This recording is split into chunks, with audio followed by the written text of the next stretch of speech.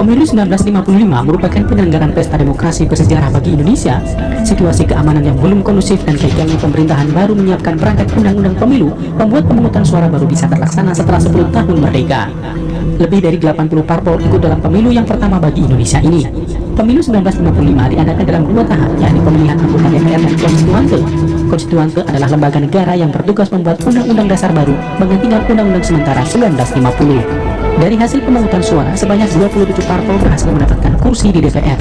5 diantaranya adalah PNI, Masyumi, NU, PKI, PSID, dan Partindo. 6 partai tersebut juga banyak menempatkan wakilnya di badan konstituante. Kondisi politik pasca pemilu 1955 sangat berbagai konflik, sehingga jadwal pemilu 5 tahun berikutnya tidak terlaksana. Pada 5 Juli 59, Presiden Soekarno mengeluarkan dekret yang membubarkan DPR dan konstituante hasil pemilu 1955. Presiden secara sepihak membentuk DPR gotong royong dan MPR sementara. Penyelenggaraan pemilu berikutnya berlangsung pada masa Orde Baru saat Presiden Soeharto berkuasa. 4 tahun setelah menggantikan Soekarno sebagai Presiden, Soeharto menggelar pemilu pada 5 Juli 1971. Hajatan politik nasional yang diikuti 10 parpol ini memilih DPR tingkat pusat dan daerah. 8 diantaranya peserta pemilu 1955. Sedangkan 2 partai baru, yakni Golkar dan Partai Muslimin Indonesia. Golkar langsung bisa meraup suara terbanyak, yakni 62,8%, dan menempatkan 236 wakilnya di DPR. Disusul kemudian NU, Parmusi, PNI, dan PSII. Kemenangan Golkar tak lepas dari campur tangan penguasa memobilisasi berbagai elemen termasuk PNS dan angkatan bersenjata agar memilih Golkar. Setelah pesta demokrasi pada 1971, ada 5 pemilu yang dilaksanakan di bawah rezim Orde Baru, yakni tahun 1977, 82, 87, 92, dan 97. Sepanjang 5 pemilu itu hanya diikuti PDI, P3, dan Golkar. Terbitnya Undang-Undang tahun 1975 tentang Parpol dan Golkar mengharuskan penggabungan partai politik, yakni yang beraliran Islam bergabung dalam P3, sementara partai di luar Islam bergabung dalam PDI.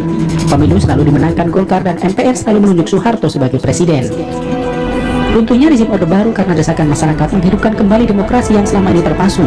Pemilu yang digelar pada masa Presiden Habibie ini diikuti 48 parpol, sehingga pemilu 1999 bisa dikatakan sebagai tonggak baru demokrasi Indonesia setelah 5 kali pemilu sebelumnya hanya diikuti oleh 3 parpol saja. Hasil pemilu 1999 masih didominasi oleh partai lama. PDI mampu meraup suara terbanyak disusul Golkar dan P3.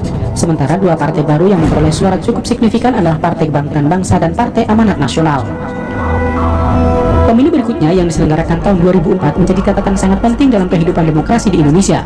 Untuk pertama kalinya rakyat Indonesia memilih langsung caleg dan capres. Sebelumnya presiden dan wakilnya dipilih oleh MPR. Sementara pemilu berlangsung 2 tahap, yakni pemilu legislatif dan pemilu presiden. Pemilu legislatif yang diikuti 24 parpol digelar pada 5 April 2004. Sebagai partai baru, Demokrat langsung memperoleh suara signifikan dan menempatkan 57 wakilnya di DPR. Sementara itu dalam Pilpres 2004 sebanyak 5 capres ikut bertarung memperebutkan kursi RI 1, yakni SBY, Megawati, Wiranto, Amin Rais, dan Hamzah Has. Pilpres digelar dalam 2 putaran. Pada putaran kedua diikuti 2 pasangan capres yang memperoleh suara terbanyak, yakni SBJK dan Mega Hasim. Dan akhirnya Pilpres putaran kedua, pasangan SBJK terpilih dengan perolehan suara sebanyak 60,62%. Pemilu legislatif pada 9 April 2009 diikuti 38 parpol.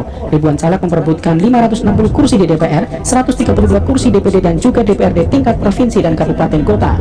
Untuk pertama kalinya di pemilu 2009 menggunakan sistem proporsional terbuka. Dengan sistem ini, pemilih tak lagi memilih parpol melainkan calon legislatif. Penetapan calon terpilih dilakukan berdasarkan perolehan suara terbanyak.